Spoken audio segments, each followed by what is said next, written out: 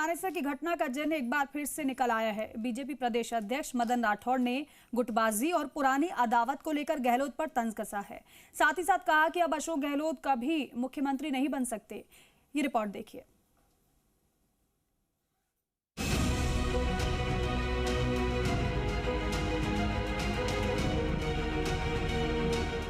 राजस्थान में चुनाव तो अभी बहुत दूर है, लेकिन सियासत में चुनाव जैसी बातें अभी से होने लगी हैं। सत्ताधारी दल बीजेपी बार बार कांग्रेस के उन जख्मों को कुरेदती रहती है जो कांग्रेस के लिए नासूर बन चुके हैं। भले ही सूबे के सबसे बड़े कांग्रेस के नेता ये दावा करते हों कि वो मानेसर जैसी घटनाएं भूल गए हैं, लेकिन बीजेपी उसे लेकर बार बार कांग्रेस पर निशाना साधती रहती है। बीजेपी प्रदेश अध्यक्ष मदन राठौड़ ने तो यहाँ तक कह दिया, गहलोत अब कभी मुख्यमंत्री नहीं बन सकते, क्योंकि उन्होंने अपनी ही पार्टी में जहर घोलने का काम किया था। प्रयास भी कर रहे हैं, तो क्या आपको भी लग रहा है कि जैसा अशोक जी को लग रहा है कि वो एक बार फिर मुख्यमंत्री की तरफ कदम बढ़ा रहे हैं? गहलोत साहब के लिए मैं फिर कह रहा हूँ, मेरे अच्छे मित्र हैं, मेहनती है, वो मेहनत करें, लेकिन कभी भी मुख्यमंत्री नहीं बन पाएंगे। क्यों? क्योंकि ऐसे बीज बो दिए उन्होंने, अपनी टीम में ऐसा जहर घोल दिया है।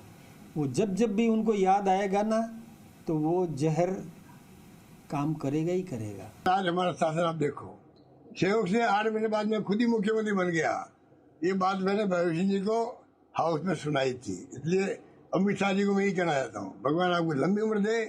आप देखिए कि अगली बार देखिए, आप चुनाव आ रहे हैं, अभी आपकी स्थिति खराब होगी, 240 में तो आप आ गए हो, आपकी सरकार नहीं बनी है, आपका गवर्नमेंट इंडिया गवर्नमेंट है, बीजेपी गवर्नमेंट नहीं है।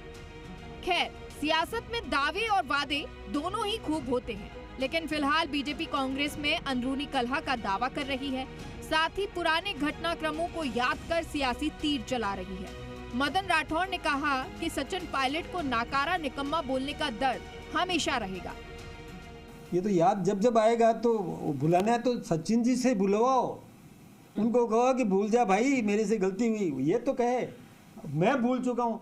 अरे भाई, गहलोत साहब भूल चुके तो गहलोत साहब याद मान लो भूल जाए, लेकिन वो भूले तब है ना, जिसको कहा वो भूले तब है, वो भूलेगा नहीं। बहरहाल राजस्थान में चुनाव तो अभी 2028 में होंगे, लेकिन सियासी शतरंज पर चालें अभी से चलने लगी हैं।